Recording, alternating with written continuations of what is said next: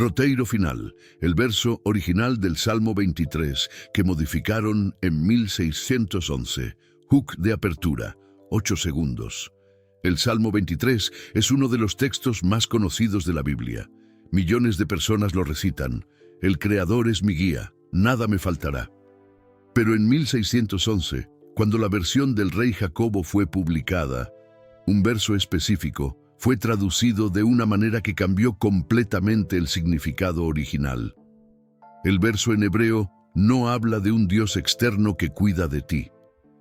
Habla de una presencia interior que tú reconoces, y cuando entiendes el verso original, te das cuenta de que el Salmo 23 no es sobre religión, es sobre lo que Eckhart Tolle llama presencia. Este video revela qué verso fue modificado y cómo la traducción original lo cambia todo. Parte 1. La versión del rey Jacobo de 1611 y la modificación en 1604. El rey Jacobo I de Inglaterra encomendó una nueva traducción de la Biblia. La traducción tomó 7 años y fue publicada en 1611. Se conoció como la versión del rey Jacobo o KJV y se convirtió en la versión más influyente de la Biblia en inglés por más de 300 años. Pero los traductores hicieron elecciones específicas que moldearon la teología protestante, de maneras que el texto hebreo original no sugería. El Salmo 23 es un ejemplo perfecto. En la versión del rey Jacobo, el verso 1 dice: "The Lord is my shepherd, I shall not want". El Creador es mi guía, nada me faltará. Parece simple, parece poético. Y por 400 años, las personas aceptaron esa traducción sin cuestionar. Pero cuando regresas al hebreo original, hay algo diferente. El hebreo dice: Yahweh Roy lo echzar. Palabra por palabra, Yahweh presente, no falta. No hay posesivo, no hay mí. El texto no dice: el Creador es mi guía. Dice: Yahweh presente, no falta. O de forma más clara, cuando Yahweh está presente, no hay carencia. ¿Percibes la diferencia? La versión del rey Jacobo transforma a Yahweh en un Dios externo que es tu guía, un Dios que cuida de ti como un pastor cuida de ovejas. Pero el hebreo apunta hacia algo diferente, apunta hacia la presencia de Yahweh.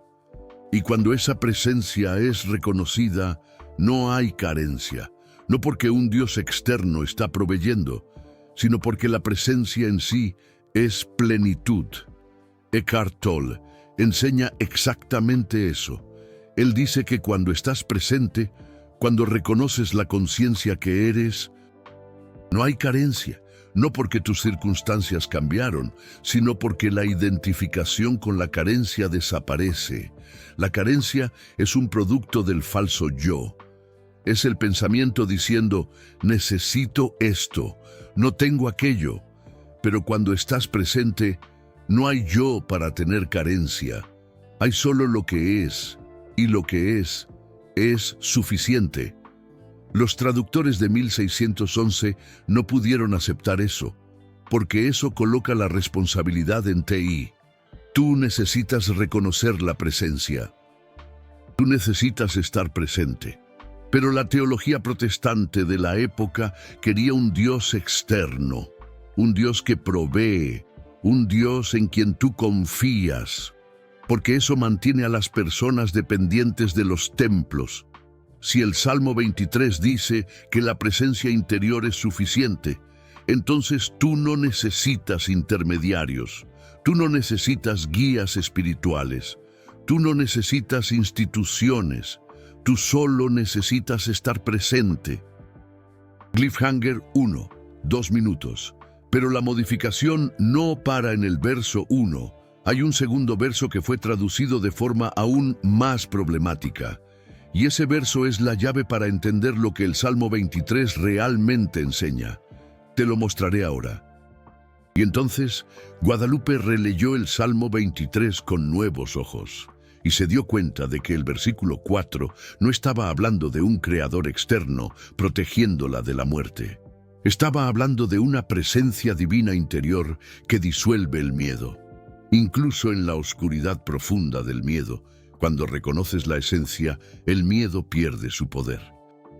Guadalupe sobrevivió al cáncer de seno, y hoy ella dice que la enfermedad fue un portal para el despertar, porque fue a través del confrontamiento con la muerte que ella descubrió la presencia que nunca muere. Y esa presencia no era el creador allá afuera, era la conciencia aquí dentro, y cuando ella reconoció eso, el miedo a la muerte desapareció. No porque ella supiera que no iba a morir, sino porque ella reconoció que lo que ella realmente es, nunca nació y nunca morirá. Cliffhanger 2, 4 minutos. Pero hay un tercer versículo del Salmo 23 que fue traducido de una manera que invierte completamente la enseñanza original. Y ese versículo es sobre bondad y misericordia. Voy a mostrarte ahora lo que el hebreo realmente dice. Microrrecompensa 1, 20% del video. Pausa aquí y percibe lo que acabó de ser revelado. El Salmo 23 no es sobre un creador externo que te protege, es sobre reconocer la presencia interior.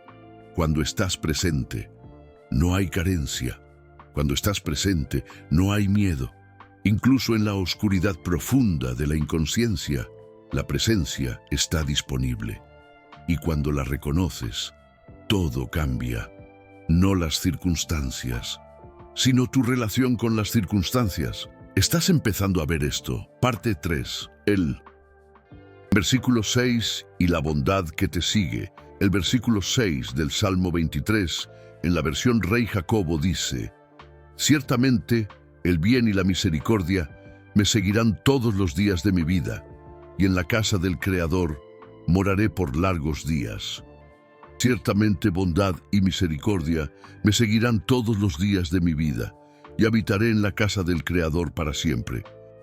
Ese versículo es lindo, es reconfortante, es una promesa de que el Creador va a cuidar de ti, que bondad y misericordia van a seguirte, que vas a habitar en la casa del Creador eternamente. Pero nuevamente, cuando vuelves al hebreo, hay algo diferente. El hebreo dice, Aktov Bachesed Yirdefuni. Palabra por palabra. Solo bondad y misericordia me persiguen. El verbo usado es radef, que significa perseguir o seguir de cerca, pero aquí está lo interesante. La palabra yirdefuni está en el tiempo presente continuo. No es una promesa futura, es una afirmación de algo que ya está aconteciendo.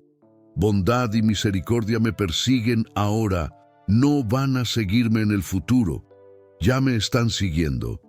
Y la palabra ak, que es traducida como ciertamente, significa solo o únicamente. Entonces, una traducción más precisa sería, solo bondad y misericordia me persiguen.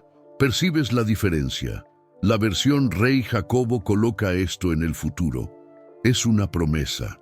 Si confías en el Creador, entonces bondad y misericordia te seguirán. Pero el hebreo coloca esto en el presente. Bondad y misericordia ya están aquí. No es una promesa, es un reconocimiento. Y la palabra solo sugiere que eso es todo lo que hay. No hay maldad persiguiéndote. No hay karma malo. Solo bondad y misericordia. ¿Qué significa eso? Eckhart Tolle diría que cuando estás presente, tú percibes que la vida en sí es bondad. No porque todo lo que acontece es agradable, sino porque cuando no estás resistiendo a lo que es, cuando no estás luchando contra la realidad, hay una cualidad de paz, de aceptación, que es en sí bondad y misericordia aquí. No es el Creador perdonándote. Es tú reconociendo que no hay nada que perdonar, porque no hay un yo que hizo algo errado. Hay solo acciones aconteciendo. Y cuando tú ves eso, Hay misericordia, no de un creador externo, sino de la propia esencia, que no juzga. Y la segunda parte del versículo dice, y habitaré en la casa del Creador para siempre. Pero el hebreo dice, Besafti bebeit Yahweh leorek yamim, y habitaré en la casa de Yahweh por largos días. No para siempre, por largos días. Y casa aquí no es un lugar, es un estado. Es habitar en la presencia de Yahweh. Y eso no es una promesa futura, es una posibilidad presente. Cuando estás presente, tú habitas en la casa de Yahweh y tú puedes habitar allí por largos días, no eternamente en el sentido de tiempo infinito, sino por largos días en el sentido de sustentación. Tú puedes sustentar la presencia, tú puedes vivir a partir de la presencia, no perfectamente, no todo el tiempo, sino por largos días. Cliffhanger 3, 6 minutos, pero aquí está lo que casi nadie percibe. El Salmo 23 no es solo un texto poético, es una instrucción práctica, es un mapa de cómo reconocer la presencia en 4 situaciones específicas. Voy a mostrarte ahora cuál es ese mapa. Parte 4. Los 4 estados del Salmo 23. Cuando tú lees el Salmo 23 en hebreo, percibes que él describe 4 estados o situaciones donde la presencia puede ser reconocida, y cada versículo corresponde a un estado diferente. Versículo 1 y 2.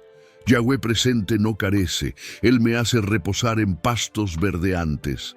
Ese es el estado de plenitud, cuando tú estás presente y las circunstancias externas también están favorables. Tú estás en paz, tú estás descansando, no hay conflicto. Y en ese estado tú reconoces que no hay carencia, no porque tú tienes todo, sino porque cuando tú estás presente, el propio pensamiento de carencia no surge. Versículo 3. Él restaura mi alma. Ese es el estado de retorno, cuando tú perdiste la presencia, cuando tú estabas identificado con pensamientos, y entonces tú reconoces eso y vuelves. El alma aquí no es una entidad espiritual, es nefesh en hebreo, que significa fuerza vital o ser.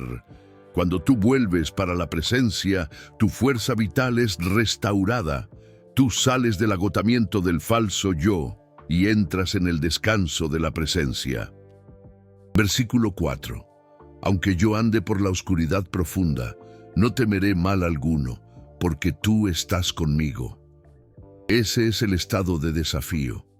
Cuando las circunstancias externas son difíciles, cuando tú estás en la oscuridad, pero aún así, tú reconoces la presencia y en ese reconocimiento, el miedo se disuelve. No porque el desafío desaparece, sino porque tú percibes que la presencia es mayor que el desafío. Versículos 5 y 6. Tú preparas una mesa delante de mí en la presencia de mis enemigos. Solo bondad y misericordia me persiguen. Ese es el estado de reconocimiento final, donde tú percibes que todo es presencia, incluso los enemigos, incluso los desafíos, incluso la oscuridad. Todo es parte del desdoblamiento de la presencia. Y cuando tú ves eso, hay una mesa preparada, no una mesa física, sino un estado de abundancia interior, porque tú reconoces que no estás separado de nada. Tú eres la presencia manifestándose a través de la forma, y esa presencia es bondad, es misericordia, es amor, no como emoción, sino como la naturaleza fundamental de lo que es. Eckhart Tolle describe exactamente esos 4 estados. Él habla sobre estar presente cuando las cosas están bien, sobre retornar a la presencia cuando tú te pierdes, sobre sustentar la presencia durante el desafío y sobre el reconocimiento final de que todo es conciencia. El Salmo 23 es un mapa de esos 4 estados, no como una promesa religiosa. Pero ¿Cómo sería una descripción experiencial de lo que sucede cuando reconoces la presencia divina en diferentes circunstancias? Caso clínico 2. David y los 90 días con el Salmo 23. David era un ejecutivo de 47 años, que estaba pasando por un divorcio muy difícil en 2015. Estaba perdido en pensamientos negativos, ira, resentimiento, miedo al futuro. Una amiga le sugirió que leyera el Salmo 23 todos los días, pero David no era religioso, no creía en el Creador. Entonces la amiga le mostró la traducción hebrea y cómo apuntaba a la presencia divina y no a un creador externo. David decidió usar el Salmo 23 como un mapa de práctica. Cada día pasaba por los 4 estados. Primero, reconocía la presencia divina cuando las cosas estaban bien, cuando se despertaba, cuando tomaba café, cuando no había nada malo en el momento presente. Y él repetía: Yahweh está presente, nada me falta. Después, practicaba el retorno. Cada vez que percibía que estaba perdido en pensamientos sobre el divorcio, él volvía a la presencia divina y repetía: Él restaura mi alma. No como una oración, sino como un recordatorio. Volver, reconocer la presencia divina. Su fuerza vital será restaurada. Después, practicaba la presencia divina durante el desafío, cuando tenía que lidiar con abogados, cuando tenía que dividir bienes, cuando la exesposa decía cosas dolorosas. Y él repetía: aunque ande en valle de sombra de muerte, no temeré mal alguno, porque tú estás conmigo. Y él traía atención al cuerpo, a la respiración, a la hora, y el miedo se disolvía. Y finalmente, él practicaba el reconocimiento de que todo era presencia divina, incluso la exesposa, incluso los abogados, incluso el dolor. Todo era la presencia divina desdoblándose. Y él repetía: aderezas mesa delante de mí en presencia de mis angustiadores. Ciertamente el bien y la misericordia me seguirán. En los primeros 30 días, nada parecía cambiar. Pero al día 40, David percibió que algo era diferente. Él todavía estaba pasando por el divorcio, pero no había más sufrimiento psicológico. Había dolor, había desafío práctico, pero no había la historia de injusticia, de victimización, de ira. Él estaba presente, y en la presencia divina no hay sufrimiento psicológico. Hoy, David dice que el Salmo 23 fue más transformador que cualquier terapia que él intentó, porque no era una promesa de que el Creador iba a resolver sus problemas. Era un mapa de cómo reconocer la presencia divina en cualquier circunstancia. Y cuando tú reconoces la presencia divina, el sufrimiento psicológico desaparece. No porque las circunstancias cambien, sino porque tú no estás más identificado con la historia sobre las circunstancias. Cliffhanger 4, 8 minutos, pero hay una última parte del Salmo 23 que ha sido completamente mal comprendida por 400 años. Es el verso sobre la vara y el bastón. Y cuando tú entiendes lo que esos símbolos realmente significan, tú percibes que el Salmo 23 está enseñando una técnica específica.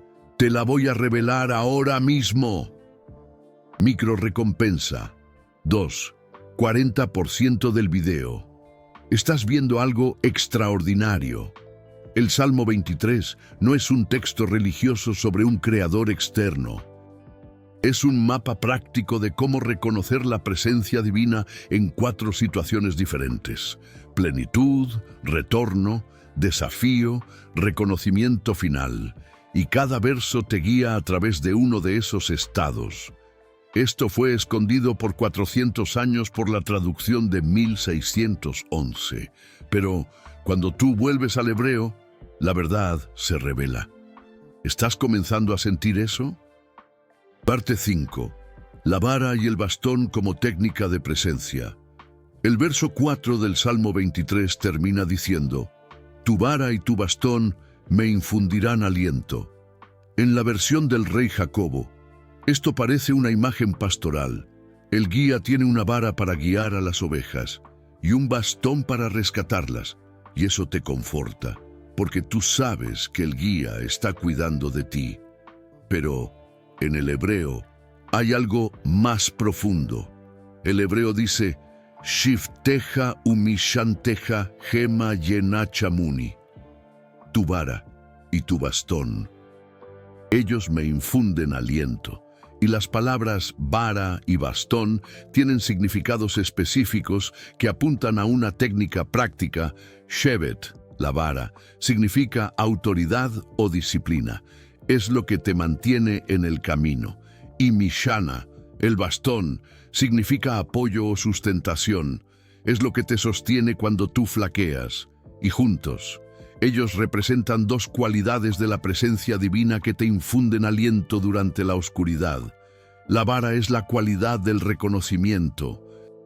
Es la atención que percibe cuando tú estás perdido en pensamientos. Es la autoridad interior que dice: no, esto no es real. Esto es apenas pensamiento. Volver. Eckhart Tolle llama a esto conciencia testigo. Es la parte de ti que observa sin juzgar. Y esa observación tiene autoridad porque ella ve la verdad. Ella ve que el pensamiento no eres tú. Y ese reconocimiento te mantiene en el camino de la presencia divina. El bastón es la cualidad de sustentación. Es la presencia divina en sí que te sustenta. Cuando tú vuelves a la presencia divina, cuando tú sientes el cuerpo interior, cuando tú reconoces la conciencia, hay una sustentación. No es que tus emociones desaparecen, pero hay un espacio que las contiene. Hay una presencia divina que sustenta todo, y esa sustentación te infunde aliento, no porque ella remueve el dolor, sino porque ella te muestra que tú eres más grande que el dolor. Entonces, el verso está diciendo: cuando tú estás en la oscuridad profunda, cuando tú estás perdido en miedo o sufrimiento, usa la vara y el bastón. Usa el reconocimiento para ver que tú estás identificado con pensamientos. Y usa la sustentación de la presencia divina para sostenerte mientras la identificación se disuelve. Y esos dos juntos te infunden aliento. No porque ellos cambian las circunstancias, sino porque ellos cambian tu relación con las circunstancias. Esto es una técnica práctica. No es una metáfora vaga, es una instrucción específica. Cuando tú estás sufriendo, haz dos cosas. Primero, reconoce que tú estás identificado con pensamientos. Usa la vara de la conciencia testigo. Ve que esto no eres tú. Es apenas pensamiento. Segundo, susténtate en la presencia divina. Usa el bastón de la presencia divina sentida. Siente el cuerpo interior. Siente la vida que anima tu forma. Y permite que esa presencia divina te sustente. Eckhart Tolle enseña exactamente eso. Él dice que cuando tú estás sufriendo, primero percibe que tú estás identificado con pensamientos, y entonces trae atención al cuerpo. Siente la presencia divina y permanece allí, la vara y el bastón, reconocimiento y sustentación. Esa es la técnica del Salmo 23. Caso clínico 3. Raquel y la depresión de 2018. Raquel tenía 29 años y estaba en una depresión profunda en 2018. Ella había intentado terapia, medicación, meditación, nada funcionaba. Entonces, una terapeuta que estudiaba textos antiguos le mostró el Salmo 23 en hebreo y explicó la técnica de la vara y del bastón. Raquel comenzó a practicar. Cada vez que la depresión se intensificaba, ella usaba la vara y el bastón. Primero, ella reconocía que estaba identificada con pensamientos. Pensamientos como: soy inútil, Mi vida no tiene sentido. Yo nunca voy a mejorar. Y ella veía que esos eran apenas pensamientos, no verdades, apenas patrones mentales. Eso era la vara, el reconocimiento. Después, ella traía atención al cuerpo. Ella sentía la sensación física de la depresión. No la historia sobre la depresión, sino la sensación en sí, el peso en el pecho, la fatiga en los miembros. Y ella permitía que la presencia divina sostuviera esas sensaciones. Eso era el báculo, el sostén. En los primeros días nada parecía cambiar. La depresión seguía ahí, pero al día 12 algo sucedió.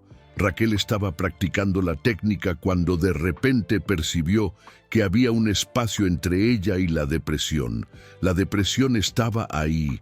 Las sensaciones seguían presentes, pero ella no era la depresión.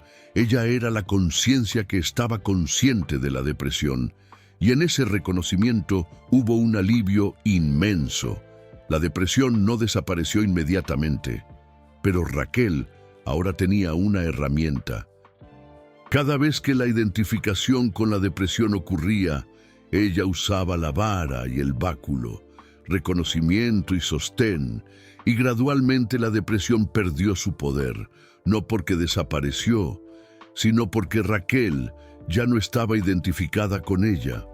Hoy Raquel dice que el Salmo 23 le salvó la vida, no porque el Creador la curó, sino porque el texto antiguo contenía una técnica práctica que nadie le había enseñado: la vara y el báculo, reconocimiento y sostén.